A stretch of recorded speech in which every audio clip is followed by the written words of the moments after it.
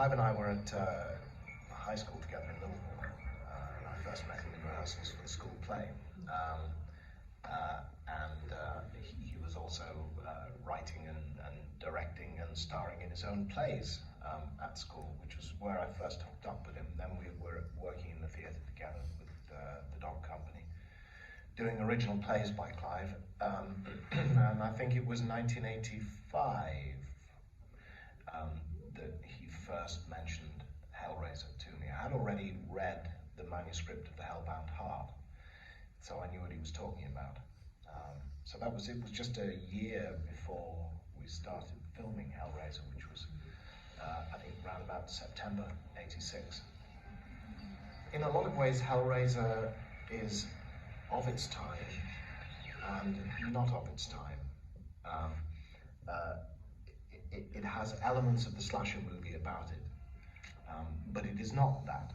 It's principally not that, I think, because of the Cenobites, which brings in a whole other level to the film. In a lot of ways, Hellraiser is a gothic horror film. We want the man who did this. Clive has also said that Hellraiser was Ibsen with monsters. That it's this family tragedy, family drama. We can all be happy here. With these things up in the attic, the bats in the belfry.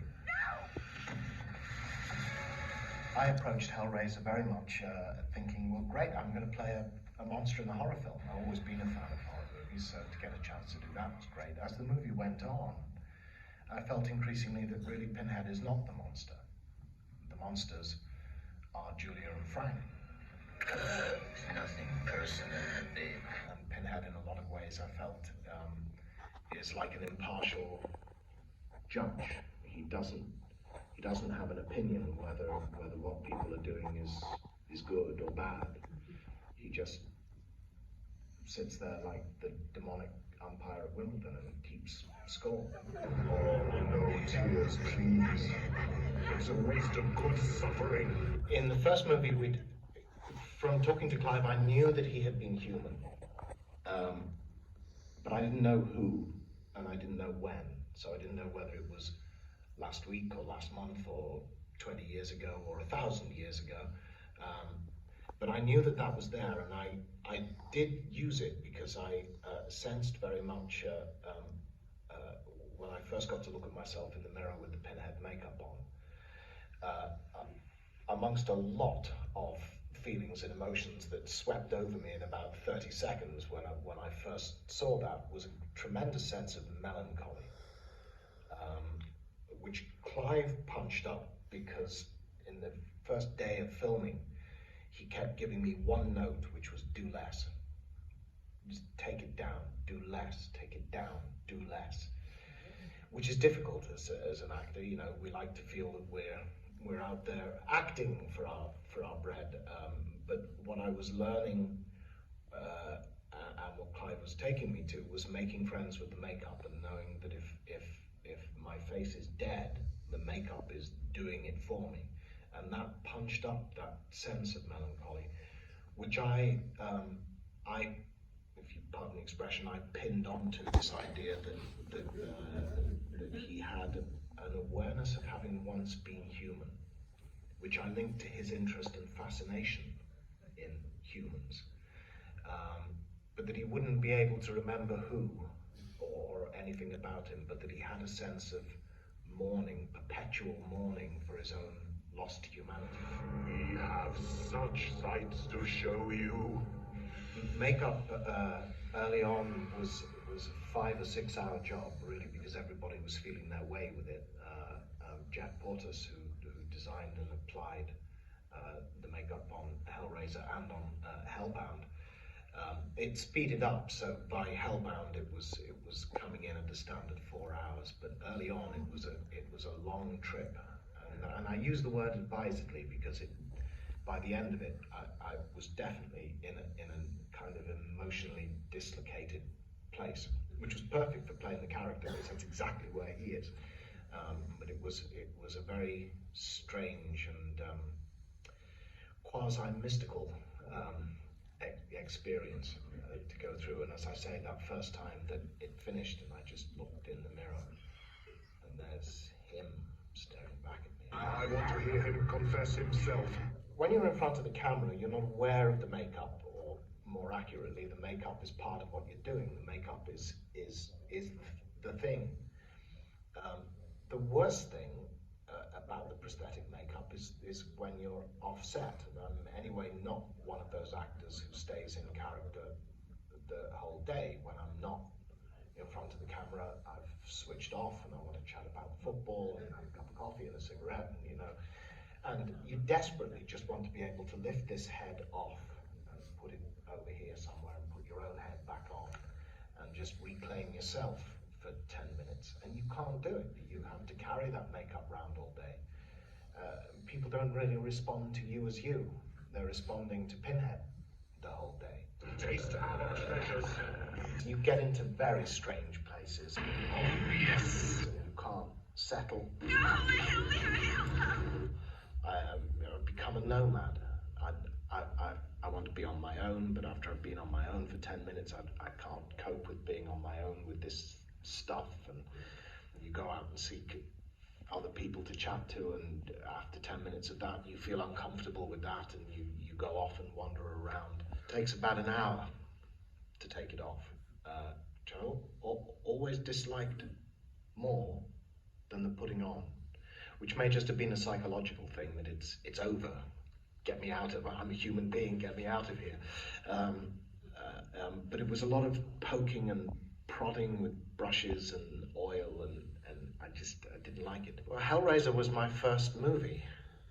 So my first day on Hellraiser was quite extraordinary. Talk about a steep learning curve. I'm getting used to this strange chain of command that goes on the movie set, and the way that works. Up to that point, I'd done 10 years of theatre, which is a very different discipline. So I was learning all that stuff, but as well, I'm dealing with the makeup and contact lenses and wearing a skirt and not tripping over, and the lenses were not to my prescription and were very dark, and I couldn't see much.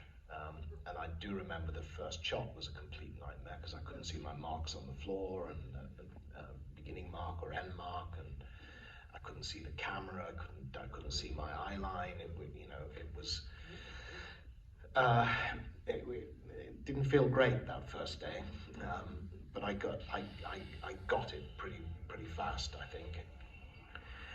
Atmospheres, I think, is what I remember as much as anything else, particularly when we got to do the full-on torture room stuff and the chains were going. And people ask me, do you get scared when you're making these films? Well, no, you don't ever really get scared, but there are moments when the atmospheres get to you. And certainly in the torture room scenes in Hellraiser, if that was going full tilt. Jesus wept.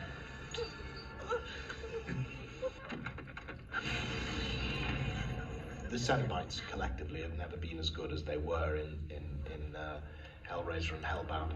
Not leaving us so soon, are you? A lot of that is marks to Clive again, because obviously it would have been very easy to just put any old extra or stunt guy or whatever in the Cenobite makeups and costume, and then get voiceover people in subsequently to do the voices where needed, which for Butterball and Chatterer weren't required anyway because they don't speak.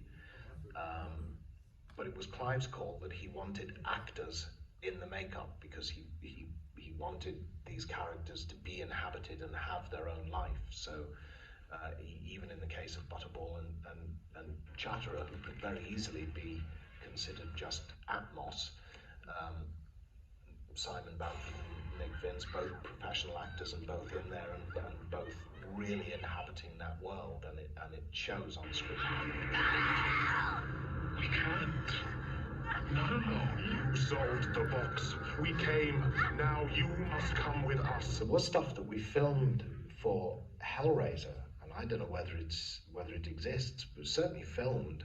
Clive had, I don't think it's even in the screenplay, put us in like little monkish cells with the walls covered in taboo, fetishist, quasi-religious, iconic things pacing backwards and forwards in our cells, the idea being that this is where Cenobites are in their closed little obsessive place until they're required to come out and do their thing. But it was never in the film, and I've never seen the footage.